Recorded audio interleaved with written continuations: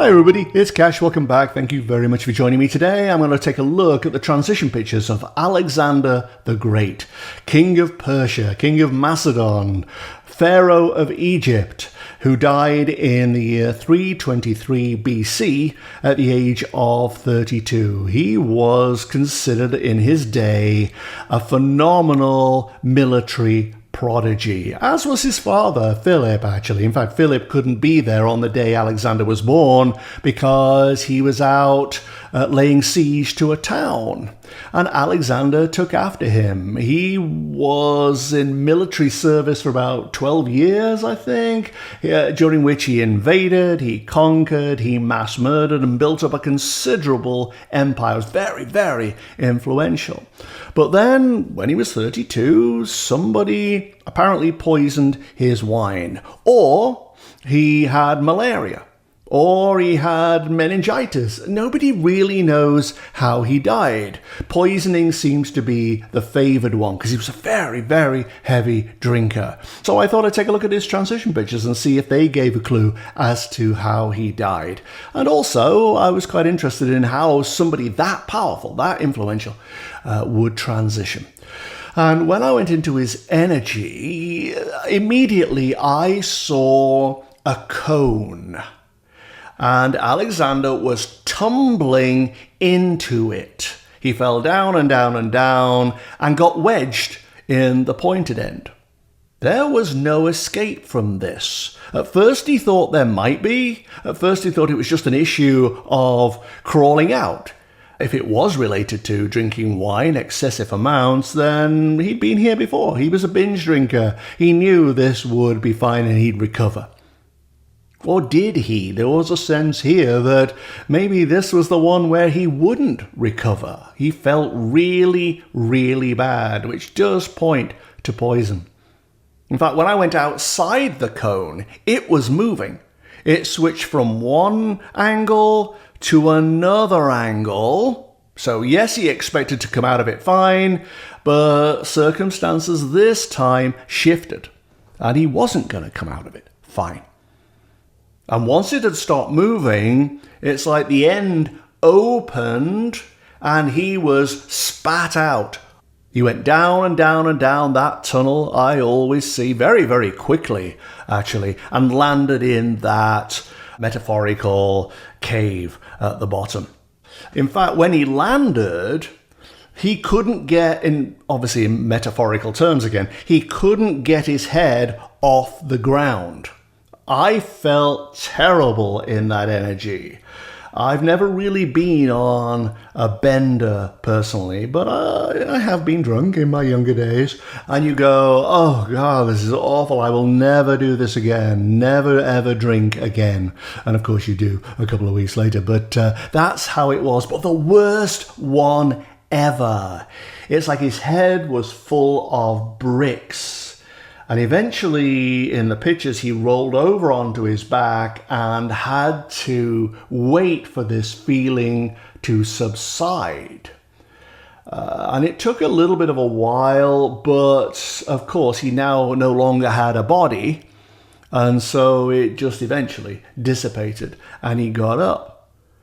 He didn't really know where he was. This was a massive shock to him because in real life, he was extremely powerful and waited on by servants and feared by many people. And now here he was alone. There was the tunnel. Only as I watched, for the very first time ever, the tunnel was filled with like a sheath of gold. And I remember in his energy looking at that thinking, oh, well, this is the way it should be. If you're gonna go, this is how it should be done for somebody like me. It's the least I would expect, a tunnel of gold. And he began walking up it, still confused, still not absolutely sure that it had all come to nothing. Although he felt, yeah, this is good, this is gold, this is what I deserve. It was hollow underfoot. It rattled. It was kind of odd. It had a hollow feel to it, like the sheath wasn't real, or it was real, but it wasn't what it was made out to be, or something like that. And he went to the top of the tunnel and stepped off the sheath into that cave that I always see, that room with the dome in it, the dome of light. He stepped off it. And I realized that it wasn't even gold. Maybe he realized it wasn't even gold. It was some kind of, like you'd get on a costume from a costume shop at Halloween. It was like a fake tin or sprayed gold thing. And when he stepped off it, he realized that. He realized that it actually wasn't real.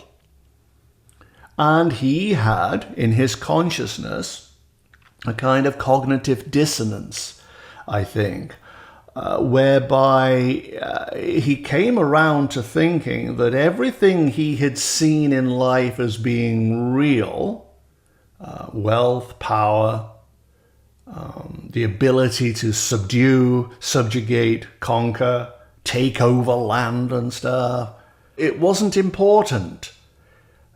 He suddenly had perspective that he hadn't had before. It was like, oh, so that's all it was, really? It wasn't a big deal? It was just a kind of phony, pretend importance? It felt like that.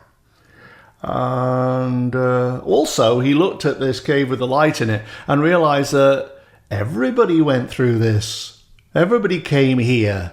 He wasn't special. He wasn't different. This was the exit point for human beings and the way souls ascend. It's like everybody goes through this. He felt very disappointed, I thought. It didn't reduce his sense of self-importance, I didn't think. The realization that what he'd done, while it meant something on the mortal side, was absolutely irrelevant at the spiritual side. Obviously, he had some soul contribution to make. I think in terms of language and currency and other things, he actually made a significant contribution to global culture. So that was probably his soul's journey. But in terms of the things that he thought were important, at an ego level, they didn't seem to be important at all. And he began to realize this, but couldn't detach himself from it. And then, at this point, he just went into the light because he had no choice. But there was an element of arrogance and delusion here, even to the end. But he'd been, as I always say, made light enough to lift, to ascend, by virtue of his realization, having come along this sprayed gold tin-like corridor, this sleeve. At least it was at a point where he could realize that none of it was actually terribly important. I always think that about Vladimir Putin and other world leaders who are striving to conquer, and they kill and they cause destruction and so on. And when they transition, they'll realize that they did it all for naught. And it was a complete waste of time and human lives. And this may be the same with Alexander the Great. None of that matters. All the stuff that these people attach importance to, none of it matters. It's all human ego stuff. And the soul doesn't require that. The soul requires conquering of the inner self, coming into alignment with who we really are while we're on the earth, not acquiring and taking over and subduing and killing and all the rest of the stuff, which gives the ego a boost, I assume, at Alexander the Great's level, and brings adulation, but in spiritual terms is of no value whatsoever. And Alexander the Great went. Now that he had a new perspective on what was important in life. And yet, I suspect, still attached to some of his greatness. That's what that felt like. And those were the transition pictures for Alexander the Great. Thanks a lot, guys.